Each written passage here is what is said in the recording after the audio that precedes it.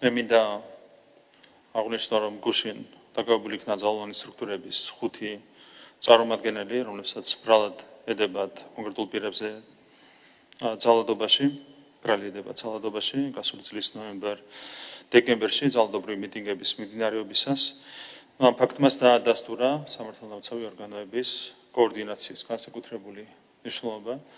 რა თქმა უნდა, ჩვენ გვაქვს ჩვენი ხელწერა, ჩვენ გვაქვს ჩვენი ამბიცია ვიმოქმედოთ ევროპულზე და ამერიკულზე მაღალი სტანდარტით, ჰუმანურობის მაღალი სტანდარტით, მაშინაც, როდესაც სახელმწიფოს უწევს დაუპირისპირდეს კონსტიტუციური წყობილების შეცვლის ძალადობრივ მცდელობებს და ეს ხელწერა კიდევ ერთხელ ვაჩვენეთ, ძალიან მნიშვნელოვანია ამ ხელწერის სტანდარტის დასაცავად, დაუშველი არ დარჩეს ძალის გადამეტების არც ერთი შემთხვევა და სწორედ ამ დამოკიდებულების გამოხატულება იყო გუშინდელი ფაქტი, შესაბამისი პირების დაკავება, როდესაც ხედავთ სამართალდარღვევას, რა თქმა უნდა, აუცილებელია სახელმწიფოს რეაგირება.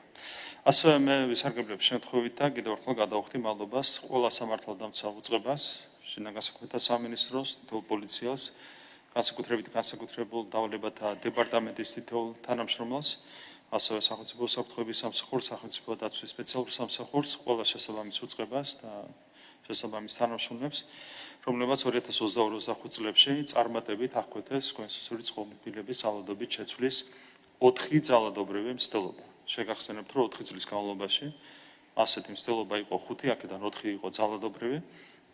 პირველ რიგში სწორედ სამართალდამცავი ორგანოების გამართული მუშაობის დამსახურება ის, რომ ჩვენ ეს 4 ძალადობრივი მცდელობა წარმატებით აღკვეთეთ და კიდევ ერთხელ მადლობა ეკუთვნის, რა თქმა უნდა, სამართალდამცავი სტრუქტურების თითოეულ თანამშრომლებს, მადლობა მათ და ყველას ვუსურვებ, რა თქმა უნდა, წარმატებებს, ბუნებრივია სახელმწიფო მომავალშიც მაქსიმალურად იზრუნებს სამართალდამცავი ორგანოების ღირსების დაცვაზე და თანამშრომლების პირობების მუდმივ გაუმჯობესებას. შემდეგ თემაზე გადავთ, მთავრობის გადაწყვეტილებით იქნება უმაღლესი საგანმანათლებლო დაწესებულება საქართველოს დიპლომატიის აკადემია. მე მინდა პირველ რიგში აღვნიშნო, რომ სამწუხაროდ სახელმწიფო და კერძო უნივერსიტეტების შესაბამისი ფაკულტეტები დღეს არსებითად ვერ უზრუნველყოფენ მომავალი დიპლომატებისთვის აუცილებელი ცოდნისა და უნარების სათანადოდ გადაცემას. საქართველოს დიპლომატიის აკადემია მოამზადებს კვალიფიციურ კადრებს, მაღალკვალიფიციურ კადრებს დიპლომატიური სამსახურისთვის. უწყებრივი დაქვემდებარება ხელს შეუწყობს აკადემიას სწავლებისა და კვლევის მაღალი ხარისხის უზრუნველყოფაში. თქვენ იცით, რომ წარმატებით ფუნქციონირებს რამდენიმე უმაღლესი საგანმანათლებლო დაწესებულება, ასეთი უწყებრივი დაქვემდებარებით, ეს არის მაგალითად საქართველოს თავდაცვის აკადემია, ასევე შინაგან საქმეთა სამინისტროს აკადემია, ასევე შეიქმნა მოგეხსენებათ უსაფრთხოების აკადემია და ამ წარმატებული პრაქტიკის გათვალისწინებით ვფიქრობთ, რომ საქართველოს დიპლომატიის აკადემიაც თავისი უწყებრივი დაქვემდებარებით წარმატებით უზრუნველყოფს თავისი ძალიან მნიშვნელოვანი ფუნქციის შესრულებას. მე მინდა მადლობა გადაუხადო საქართველოს საგარეო საქმეთა მინისტრს ქალბატონ მაგაბაჯორიშვილს და მთლიანად სამინისტროს დახვეწილი კონცეფციის მომზადებისთვის მომავალი წლის სექტემბრიდან უკვე დიპლომატიის აკადემია ავტორიზაციის გავლის შემდეგ წარმატებით დაიწყებს ფუნქციონირებას და კიდევ ერთხელ ვიტყვი, რომ ჩვენი ამოცანაა მოვამზადოთ მაღალკვალიფიციური კადრები ჩვენი დიპლომატიური სამსახურისთვის, რაც მნიშვნელოვანია ჩვენი ქვეყნის საგარეო პოლიტიკური პოზიციების შემდგომი გამყარებისთვის. სპორტის თემა შევეხები. საქართველოს წარმატებით უმასპინძლა ძიუდოს ევროპის ჩემპიონატს და ყველამ აღნიშნა, ჩვენმა სტუმრებმა აღნიშნეს, რომ უპრეცედენტოდ მაღალი სტანდარტით იყო ორგანიზებული ევროპის ჩემპიონატი საქართველოში, რისთვისაც მადლობა მინდა გადაუხადო სპორტის სამინისტროს ბატონ მინისტრს, ბატონ შალვა გოგოლაძეს, ასევე მადლობა გადაუხადო საქართველოს ძიუდოს ფედერაციას, თითოეული მათგანის ჩართულობა იყო, რა თქმა უნდა, ძალიან მნიშვნელოვანი მაღალი სტანდარტის დაცვისთვის. და ასევე უნდა აღინიშნოს, რომ ჩვენ მივახციეთ ისტორიაში საუკეთესო შედეგს ამ ევროპის ჩემპიონატზე 4 ოქროს მედალი, 2 ვერცხლის მედალი, 1 ბრინჯაოს მედალი. ეს არის ისტორიაში ყველაზე დიდი წარმატება, რისთვისაც კი ჩვენს ქვეყანას მიუღწევია ძიუდოს ევროპის ჩემპიონატზე და რა თქმა უნდა, თითოეულ სპორტსმენს, მათ მწვრთნელებს, მთლიანად გუნდის შემადგენლობას უნდა გადაუხადოთ განსაკუთრებული მადლობა ამ უპრეცედენტო წარმატებისთვის. ასევე უნდა აღინიშნოს, რომ ჩვენ 2029 წელს უმასპინძლებთ ახლა უკვე მსოფლიო ჩემპიონატს ძიუდოში, ეს გადაწყვეტილება უკვე მიღებულია საერთაშორისო ფედერაციის მიერ, ახალ სპორტის მინისტრის მინდა გადაუხადო მადლობა მისი ძალისხმევისთვის, რა თქმა უნდა, ჩვენ მხრიდან უზრუნველყოფილი იქნება მსოფლიო ჩემპიონატის უმაღლეს სტანდარტებით ჩატარება. ასევე უნდა აღინიშნოს, რომ 2029 წელს სომხეთთან ერთად საქართველო მასპინძლებს ფეხბურთის მსოფლიო ჩემპიონატის ჩატარებას 20 წლამდელებს შორის, რაც არის ძალიან პრესტიჟული ტურნირი და რა თქმა უნდა, საქართველო ყველანაირად მზად არის ამ ტურნირის უმაღლეს დონეზე მასპინძლობისთვისაც. და რადგან სპორტზე ვსაუბრობთ, ვისარგებლებ შემთხვევით და ხვიჩა კვარაცხელიას მივლოცავ ჩემპიონთა ლიგის ფინალში გასვლას ზედიზედ მეორედ. და აქ განსაკუთრებით უნდა აღინიშნოს ეს, რომ მისი როლი იყო მისი წვლილი ყველაზე დიდი იყო ფინალში გასვლაში, რაც განსაკუთრებით გვახარებს და რაც არის ჩვენი სიამაღის განსაკუთრებული საგანი.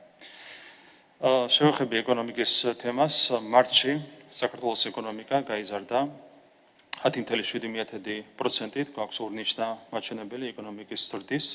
პირველი კვარტალის მონაცემებით საშუალოდ ეკონომიკა გაიზარდა 9.1%-ით და ეს ყველაფერი უზრუნველყოფილია კრიზისის ფონზე, რომელიც არის შექმნილი რეგიონში, გვაქვს ახალი ურთულეს კრიზისი ახლო აღმოსავლეთში, რაც აისახება ბუნებრივია ჩვენს ქვეყანაზეც, მათ შორის ტურიზმის მიმართულებით, თუმცა ამ კრიზისის მიუხედავად და შესაბამისი გამოწვევების მიუხედავად ჩვენ მოახერხეთ და შევინარჩუნეთ ზრდის მაღალი ტემპი.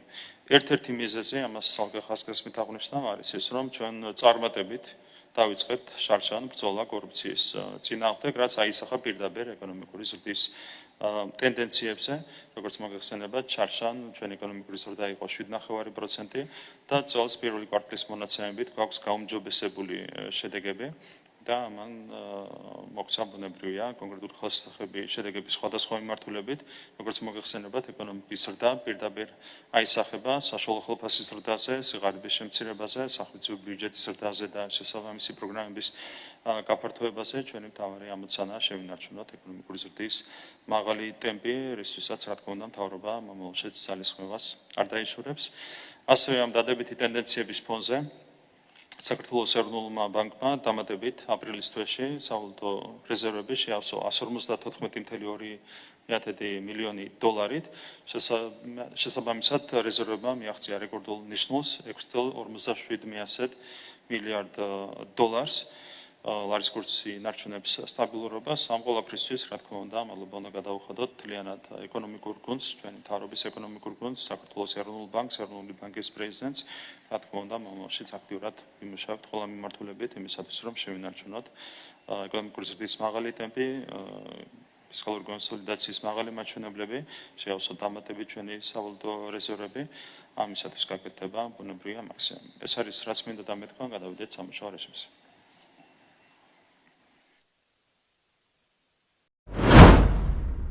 სურსათის ეროვნული სააგენტოს იმერეთის დეპარტამენტის ინსპექტორებმა ვანში ინდივიდუალური მეწარმე ლოჩვილს ყველის საწარმოში შეუსაბამოები გამოავლინეს.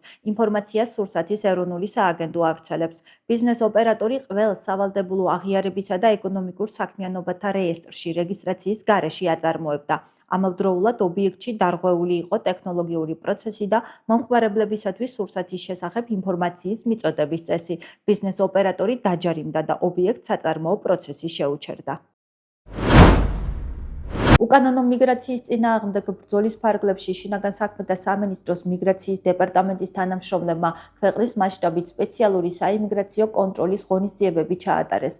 კომპლექსური ღონისძიებების შედეგად დაკავებულია 45 უცხოელი არალეგალი, მათ შორის კენიის, თურქმენეთის, თურქეთის, უზბეკეთის, ყირგიზეთის, რუსეთის, ყაზახეთის, პაკისტანის, ალჟირის, ტაილანდის, უგანდის, ინდოეთის, ბანგლადეშის, ტანზანიის, ეთიოპიის, ნიგერიისა და სუდანის მოქალაქეები. სპეციალური საიმიგრაციო კონტროლის ღონისძიებების ფარგლებში დეპარტამენტის თანამშრომლების მიერ გადამოწმდა კონკრეტული ლოკაციები და სხვადასხვა დანიშნულების ობიექტები, რაც მიზნად ისახავდა საქართველოში კანონიერი საფუძვლის გარეშე მყოფი უცხო ქვეყნის მოქალაქეთა გამოვლენას. დადგინდა, რომ დაკავებული პირები ქვეყანაში იმყოფებოდნენ უცხოელთა და მოქალაქეობის არ მქონე პირთა სამართლებრივი მდგომარეობის შესახებ საქართველოს კანონით დადგენილ მოთხოვნათა დარღვევით. ამჟამად დაკავებულები მოთავსებული არიან მიგრაციის დეპარტამენტის დროებითი განთავსების ცენტრში. მიმდინარეობს შესაბამისი პროცედურები მათი ქვეყნიდან გაძევების მიზნით. შინაგან საქმეთა სამინისტროს აჭარისა და გურიის პოლიციის დეპარტამენტების თანამშრომლებმა განსაკუთრებით დიდი ოდენობით ნარკოტიკული საშუალებების უკანონო შეძენა, შენახვის მცდელობისა და რეალიზაციის ხელშეწყობის ბრალდებით სხვადასხვა დროს 9 პირი დააკავეს. დაკავებულებს შორის არიან როგორც საქართველოს, ასევე უცხო ქვეყნის მოქალაქეები. სამართალდამცველებმა აჭარაში ბრალდებულების პირადი საცხოვრებელი სახლებისა და ავტომობილების ჩხრეკის შედეგად ასევე სხვადასხვა ადგილიდან ნივთმტკიცება დამოიღეს განსაკუთრებით დიდი ოდენობით სხვადასხვა სახის ნარკოტიკული საშუალება, მათ შორის 140-ის შეკვრა მეტადონი, მეფედრონი. პოლიციის მიერ ასევე ამოღებულია ნარკოტიკული საშუალებების დაფასუებისთვის საჭირო მასალები. გამოძიება საქართველოს სისხლის სამართლის კოდექსის 19-260, 260 და 260 კვარტა მუხლებით მიმდინარეობს, რაც 20 წლამდიან უვადო თავისუფლების აღკვეთას ითვალისწინებს.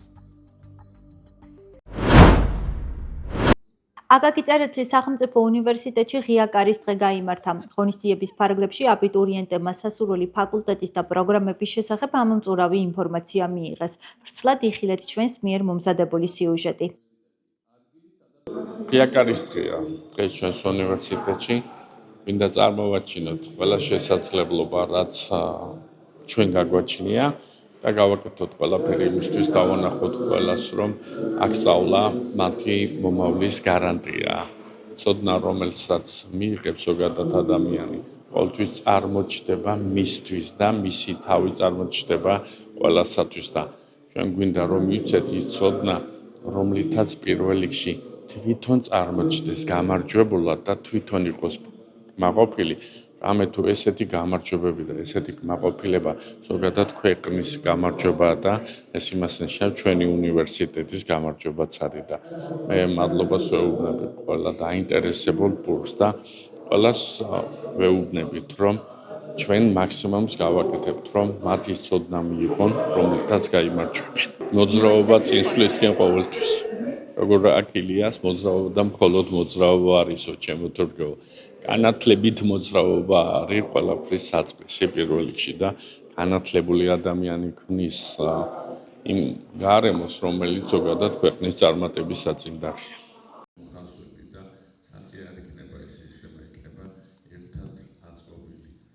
აკაკი წერეთლის სახელმწიფო უნივერსიტეტი თითქმის საუკუნოვანი ისტორიის მქონეა.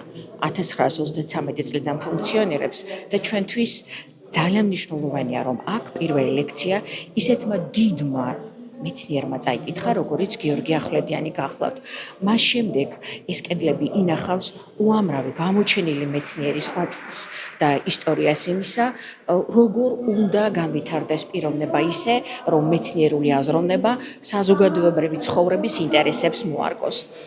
ჩვენს უნივერსიტეტში არის შესაძლებლობა იმისა, რომ საგანმანათლებლო სფეროს თანამედროვე გამოწვევების შესაბამისად აბიტურიენტმა გააკეთოს სწორი არჩევანი და მიიღოს ის ცოდნა, რომელიც შრომის ბაზრის მოთხოვნებს შეესაბამება. ჩვენთან არა მხოლოდ სასწავლო გარემო ადეკვატური, არამედ შემოქმედებითი და კულტურულ ურთიერთობათა გარემო, სადაც სტუდენტი შეძლებს მიიღოს ცოდნა, შეიძინოს მეგობრები და გახდეს ქვეყნისთვის მნიშვნელოვანი მოქალაქე. უნივერსიტეტში ფუნქციონირებს ფსიქოთერაპევტის სერვისი.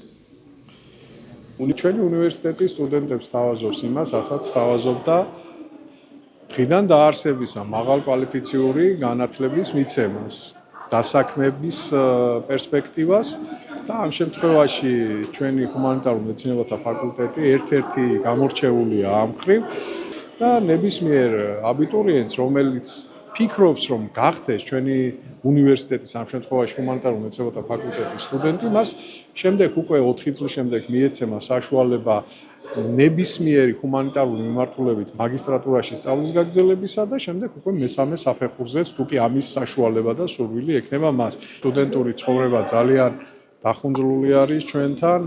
არის რეგულარული ექსპედიციები საქართველოს რეგიონებში. არის ძალიან ბევრი გაცვლითი პროგრამა.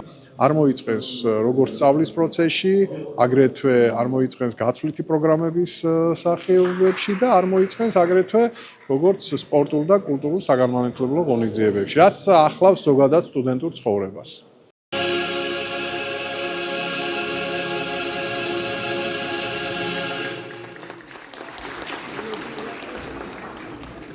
მომავალი აბიტურიენტები უნდა გაეცნონ იმ უნივერსიტეტის შიგა სამზარეულოს, სადაც აპირებენ ისინი მოსვლას. ზოგადად მასობრივი კომუნიკაციის პროგრამა მუშაობს ჩვენს უნივერსიტეტში. ახალი აკრედიტებულია, შეიძლება ასე ვთქვათ, სწორი ინფორმაცია, გადამოწმებული ინფორმაციის მიწოდება და კომუნიკაციის სხვადასხვა სფეროში მოღვაწე სპეციალისტების აღზრდა, მე ვფიქრობ, დღეს არსებითი და მნიშვნელოვანია, მაშინ როდესაც აი ასეთ გარემოში ვართ ჩვენ, ტენდენციურად ყალბ გარემოში, როცა ნებისმიერი ადამიანი ავრცელებს იმ ინფორმაციას, თუნდაც გადაუმოწმებელ ინფორმაციას, რომ კიდევ უფრო საჭიროა აი ამ დარგის სპეციალისტების მქონა და ეს პროგრამა მე ვფიქრობ ახალი დაწყებულია, ინტერესი დიდია პროგრამის მიმართ და იმედი მაქვს, რომ კიდევ უფრო გაიზრდება. დიდმა გიორგი ახვლედია.